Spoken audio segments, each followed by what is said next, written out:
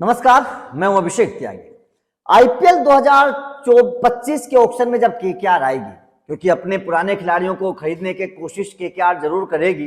Purse भी KKR के पास limited है, 51 करोड़ रुपए का पर्स है, कोई ज्यादा पर्स भी केकेआर के पास नहीं है। ऐसे में केकेआर को अपने खिलाड़ी भी खरीदने हैं और अपनी टीम भी मजबूत बनानी है, एक बेहतर स्क्वाड भी तैयार करनी है। लेकिन केकेआर का खेल बिगाड़ने वाली है तीन टीमें ऐसी हैं जो केकेआर के सपनों को तोड़ने वाली हैं। केकेआर का पूरा खेल ऑक्शन का ये तीन टीमें जो हैं वो बिगाड़ कर रख देंगी। अब ऑक्शन में केकेआर को क्या करना चाहिए, ऑक्शन में केकेआर को किस तरीके का रणनीति अपनानी चाहिए, किस तरीके से केकेआर को अपने पसंदीदा खिलाड़ियों को खरीदना चाहिए, ये थोड़ा सा एक सिस्टमैटिक काम है और थोड़ा सा दिमाग से काम लेना पड़ेगा केकेआर को अगर अपने पसंदीदा खिलाड़ियों को खरीदना है। क्योंकि केकेआर के तौर पर एक बात तो साफ है कि केकेआर से ज्यादा पर्स वाली टीमें भी हैं। अब केकेआर का प्लान क्या रहेगा, देखिए सबसे पहले तो ये समझिएगा कि ऑक्शन टेबल पर इस बार गंभीर नहीं होंगे। इस बार ऑक्शन टेबल पर कौन होंगे? ब्रावो।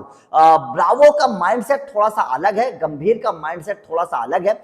ब्रावो एक कैप्टन के तौर पर, क्योंकि ज्यादा अनुभव उनको नहीं है, और खिलाड़ी के तौर पर ठीक है अनुभवी खिलाड़ी है, चेन्नई में रहे हैं, लेकिन कैप्टन के तौर पर एक खिलाड़ी को परखने के तौर पर गौतम गंभीर को थोड़ा सा ज्यादा अनुभव था। गौतम गंभीर का जिस तरीके का दाव आपने देखा मिचेल स्टार्क को खरीदने का, वो काम कर गया और उसी तरीके से उन्होंने टीम बनाई थी अपनी ऑक्शन में जाकर। किस तरीके के खिलाड़ियों को उन्होंने दाव लगाया था ये गौतम गंभीर को पता था। तो ये जाहिर तौर मैं अभी भी बोल रहा हूं कि अगर गौतम गंभीर इस बार होते तो वेंकटेश अय्यर, नीतीश राणा, ये दो खिलाड़ी किसी भी कीमत पर रिलीज नहीं होते। ये मैं 100% आप लोगों को बता रहा हूं। रमनदीप सिंह हो सकता है कि बाहर हो जाते, कोई प्रॉब्लम नहीं है, रमनदीप सिंह को बाहर कर देते गौतम गंभीर, लेकिन वेंकटेश अय्यर को, नीतीश राणा को किसी भी कीमत पर गौतम गंभीर बाहर नहीं करते अगर गौतम गंभीर होते। अब क्या होना चाहिए, देखिए यहां पर ब्रावो अब क्या करना चाहिए ब्रावो को, और किस तरीके के ऑक्शन में जाना चाहिए। तीन टीमें क्योंकि खेल बिगाड़ेंगी तो उन तीन टीमों से बचना भी है केकेआर को और अपने खिलाड़ियों को खरीदना भी है केकेआर को। अब केकेआर के देखिए सबसे पहला खिलाड़ी, मैं आपको खिलाड़ियों के नाम भी बताऊंगा केकेआर को कौन से तीन खिलाड़ियों पर दाव लगाना और कौन सी तीन टीमें केकेआर का खेल बिगाड़ेंगी। सबसे पहला खिलाड़ी श्रेयस अय्यर के ऊपर केकेआर को दाव लगाना है और अपनी टीम में वापस लाने की कोशिश करना है। तो यहां पर केकेआर का पर्स क्या है? 51 करोड़ रुपए केकेआर का पर्स है।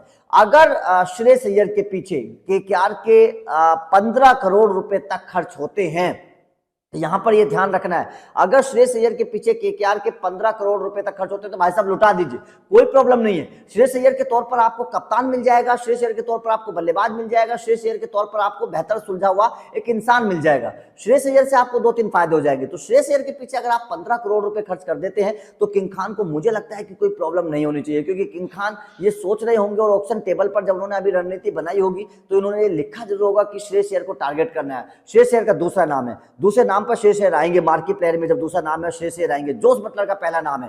जोस बटलर और श्रेयस अय्यर के पीछे केकेआर अगर जाएगी तो जाहिर तौर पर देखिए उनका खेल कौन बिगाड़ेगा?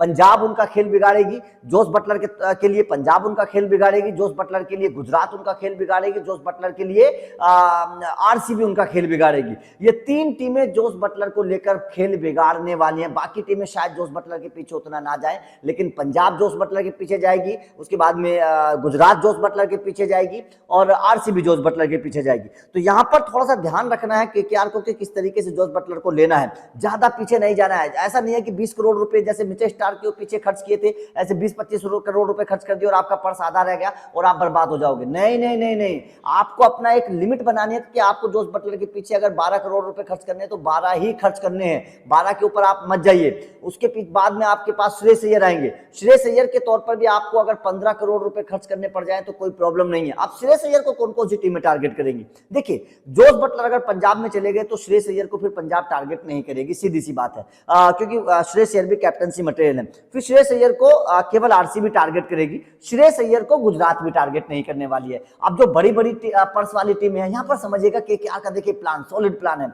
जो बड़ी बड़ी पर्स वाली टीमें हैं वो तो पीछे रह गई, क्योंकि आरसीबी को भी आरसीबी श्रेयस अय्यर को टारगेट करेगी बस केवल, फिर कैप्टनसी के तौर पर कर सकती है।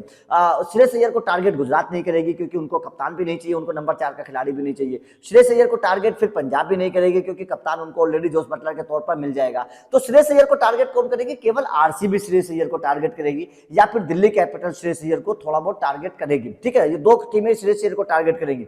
ऐसे में फिर केकेआर के रास्ते खुल जाएंगे श्रेयस अय्यर के लिए। केकेआर अगर चाहे स्मार्टली बिडिंग करे तो श्रेयस अय्यर को इन दोनों टीमों से छीन सकती है, 14-15 करोड़ रुपए तक इन दोनों टीमों से छीन सकती है। लेकिन आरसीबी इसमें अड़ंगा अड़ा सकती है। लेकिन आरसीबी को भी फिर ये ध्यान देना पड़ेगा कि अगर आरसीबी ने 20 करोड़ रुपए केवल श्रेयस अय्यर पर खर्च कर दिए तो बाकी टीम कैसे बनाएगी? तो आरसीबी भी अपना प्लान लिखकर बैठी होगी अपने पेपर पर। तो आरसीबी से और दिल्ली कैपिटल से केकेआर श्रेयस अय्यर को छीन सकती है अगर स्मार्टली बिडिंग करे। दूसरा खिलाड़ी है वेंकटेश अय्यर। वेंकटेश अय्यर मार्की खिलाड़ियों की लिस्ट में हालांकि नहीं आ रहे हैं, लेकिन वेंकटेश अय्यर को कैसे खरीदना है? देखिए, वेंकटेश अय्यर के लिए थोड़ा सा इंतजार केकेआर को करना पड़ेगा। मार्की खिलाड़ियों की लिस्ट चली जाएगी, तीसरे नंबर की लिस्ट आएगी, चौथे नंबर की लिस्ट आएगी, उसमें भी बड़े बड़े नाम है। वहां पर बहुत सारी टीमों का पर्स ढीला हो जाएगा। पंजाब का, आरसीबी का पर्स वहां पर ढीला हो जाएगा, गुजरात का पर्स भी वहां पर ढीला हो जाएगा। अब वेंकटेश अय्यर है नंबर 3 के खिलाड़ी। नंबर 3 पर गुजरात को नहीं चाहिए, वहां पर उन्होंने साई सुदर्शन को रख लिया है। नंबर 3 पर हो सकता है कि तब तक आरसीबी भी अपने किसी खिलाड़ी को रख ले, या ओपनर के तौर पर, क्योंकि ओपनर के तौर पर या नंबर 3 पर ही खेलते हैं वेंकटेश अय्यर। ऐसे में शायद पंजाब भी नंबर 3 और ओपनर के खिलाड़ियों को खरीद चुकी होगी जब तक वेंकटेश अय्यर का नाम आएगा। तो केकेआर के पास मौका होगा कि सस्ते में वेंकटेश अय्यर को खरीदा जा सकता है। ये केकेआर के पास मौका होगा कि सस्ते में वेंकटेश अय्यर को खरीद लीजिए, क्योंकि मेरे हिसाब से फिर जो है ना वेंकटेश अय्यर केवल आपको 7-8 करोड़ रुपए तक शायद मिल जाएंगे, क्योंकि नंबर 3 के खिलाड़ी की जरूरत चेन्नई को है। शायद रचिन रविंद्र के पीछे जाना चाहे चेन्नई दोबारा से, डेविन कॉनवे के पीछे चेन्नई ओपनर के तौर पर दोबारा से जाना चाहे, इस मोइन अली के पीछे शायद सस्ते में जाना चाहे, इस तरीके के लियाम लिविंगस्टन के पीछे जाना चाहे, इस तरीके के खिलाड़ियों के पीछे चेन्नई जाना चाहेगी। उसके बाद में किसी खिलाड़ी को हाँ, दिल्ली को नंबर 3 के खिलाड़ी की जरूरत है, तो दिल्ली शायद किस हद तक जाएगी इनके पीछे। राजस्थान को जरूरत है नंबर 3 के खिलाड़ी की, तो राजस्थान के पास तो पर्स भी नहीं है, तो राजस्थान भी कोई ज्यादा बड़े बजट खर्च नहीं कर पाएगी वेंकटेश अय्यर के पीछे। तो ऐसे में वेंकटेश अय्यर आपको रीजनेबल प्राइस में मिल सकते हैं, क्योंकि ज्यादातर टीमें शायद वेंकटेश अय्यर के जब तक नंबर आएगा तब तक वेंकटेश अय्यर के जब तक नंबर आएगा तब तक नंबर 3 और ओपनर के तौर पर शायद टीमें अपना स्क्वाड बना चुकी होंगी। तो इसीलिए केकेआर को थोड़ा सा इंतजार करना है। वेंकटेश अय्यर आपको मिल जाएगा, लेकिन टीमें क्या कौन सी टीमें बिगाड़ सकती है माहौल को? राजस्थान बिगाड़ सकते हैं, उनको नंबर 3 का खिलाड़ी चाहिए। दिल्ली बिगाड़ सकते हैं, उनको भी नंबर 3 का खिलाड़ी चाहिए। और फिर आपको लखनऊ आपका खेल बिगाड़ सकती है और चेन्नई आपका खेल बिगाड़ सकती है। ये टीमें आपका खेल वेंकटेश अय्यर के तौर पर बिगाड़ सकती हैं। तो ये दूसरा खिलाड़ी हो गया वेंकटेश अय्यर, जिसको आपको खरीदना है, लेकिन आपका प्लान जो है टीमें बिगाड़ सकती हैं। और तीसरा खिलाड़ी जो केकेआर को जरूर चाहिए और उसके ऊपर भी बहुत सारी टीमें बोली लगाएंगी और आपका खेल बिगाड़ा जा सकता है, उस खिलाड़ी का नाम है वैभव अरोड़ा। वैभव अरोड़ा आपके गेंदबाज हैं, मैच विनर गेंदबाज हैं। केकेआर उनको बिल्कुल नहीं भूल सकती है, बिल्कुल छोड़ नहीं सकती है। किसी भी कीमत पर केकेआर को उनके पीछे जाना चाहिए और जाना पड़ेगा।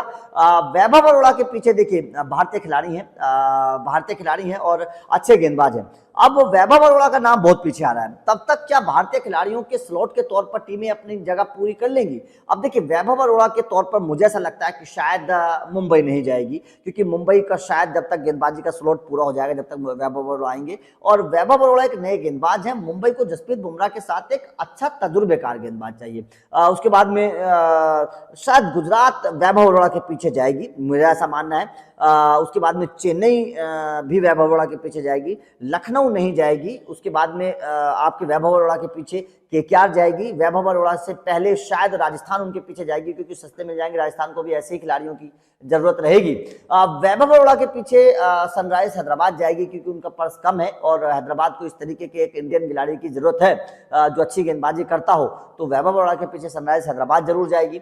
तो ये 3-4 टीमें वैभव अरोड़ा के पीछे भी जाएंगी और मुझे ऐसा लगता है कि शायद वैभव अरोड़ा आपको 2, 2.5, 3, 4 करोड़ रुपए के आसपास मिल जाएंगे। शायद इससे ज्यादा रकम वैभव अरोड़ा के पीछे नहीं जाएगी, लेकिन वैभव अरोड़ा के पीछे टीमें जाने वाली हैं। तो ये तीन खिलाड़ी जो है वो केकेआर को किसी भी कीमत पर चाहिए, किसी भी तरीके से चाहिए, लेकिन तीन टीमें केकेआर का जो है मामला बिगाड़ सकती है। और वो तीन टीमें जो सबसे ज्यादा केकेआर को जिनसे खतरा है वो है पंजाब, वो है गुजरात और वो है आरसीबी और दिल्ली कैपिटल। ये चार टीमें हैं जिनसे पंजाब मतलब केकेआर को सबसे ज्यादा खतरा है। और केकेआर के रास्ते में सबसे ज्यादा अगर कोई टीमें आएंगी तो ये चार टीमें आएंगी, वरना केकेआर अपना मतलब जो प्लान है वो पूरा बनाकर केकेआर अपने पसंदीदा खिलाड़ियों को खरीद सकते हैं। लेकिन पंजाब से बचना पड़ेगा, गुजरात से बचना पड़ेगा, आरसीबी से बचना पड़ेगा और दिल्ली कैपिटल से बचना पड़ेगा। इन चार टीमों से बचना पड़ेगा। दिल्ली कैपिटल से भी ठीक है, लेकिन तीन ऊपर की जो टीमें हैं उनसे तो किसी भी कीमत पर केकेआर को बचना पड़ेगा। और ये तीन टीमें जो है वो केकेआर का खेल बिगाड़ सकते हैं। लेकिन केकेआर को अगर स्मार्टली काम करना है तो केकेआर को पर्स एक बार डिवाइड करना पड़ेगा। ये सोचना पड़ेगा कि आपको जोस बटलर के पीछे कितना पैसा खर्च करना है, आपको श्रेयस अय्यर के पीछे कितना पैसा खर्च करना है। आप इन दोनों के पीछे एक बार अपनी रकम को डिसाइड कर लीजिए। जोस बटलर को आप अगर 12 करोड़ में खरीदना चाहते हैं तो उससे ऊपर मत जाना, क्योंकि उससे ऊपर जो टीम खरीद रही है उसको जाने दो, उन दोनों तीनों टीमों को लड़ने दो। आरसीबी को, गुजरात को, पंजाब को लड़ने दो। ये तीनों टीमें लड़ेंगी तो किसी एक टीम का पर्स तो खत्म होगा। किसी एक टीम के पर्स से तो 20 करोड़ रुपए निकलेंगे ना। और जिस टीम के पर्स से 20 करोड़ रुपए निकलेंगे वो अगली बार सोचकर जाएगी श्रेयस अय्यर के पीछे। ये समझ लेना। तो श्रेयस अय्यर फिर आपको सस्ते में मिल सकते हैं, क्योंकि फिर टीमें सोचेंगी कि यार मैं अगर श्रेयस अय्यर के पीछे भी 20 करोड़ रुपए खर्च कर दूंगा तो भाई साहब फिर तो मेरा पर्स आधा हो जाएगा। तो यहां पर जो है थोड़ा सा दिमाग लगाना है केकेआर को। अगर केकेआर ने दिमाग लगा लिया तो केकेआर अपने कप्तान श्रेयस अय्यर को दोबारा से लेने में कामयाब हो जाएगी। आपका केकेआर के इस प्लान पर क्या कहना है, और क्या आपको लगता है कि श्रेयस अय्यर, वेंकटेश अय्यर और वैभव अरोड़ा, क्या इन तीन खिलाड़ियों को लेने में केकेआर कामयाब होगी? और केकेआर के लिए सबसे बड़ी जो टेंशन है वो कौन सी टीम है, ये भी बताइएगा। वीडियो अच्छी लगी हो तो लाइक और शेयर जरूर करिएगा, चैनल को सब्सक्राइब करिएगा, क्योंकि अपडेट लगातार मिलते रहेंगे इसी तरीके से। बस आपको चैनल को सब्सक्राइब करना है, बेल आइकन को प्रेस करना है और वीडियो को शेयर करना है। Thank you very much.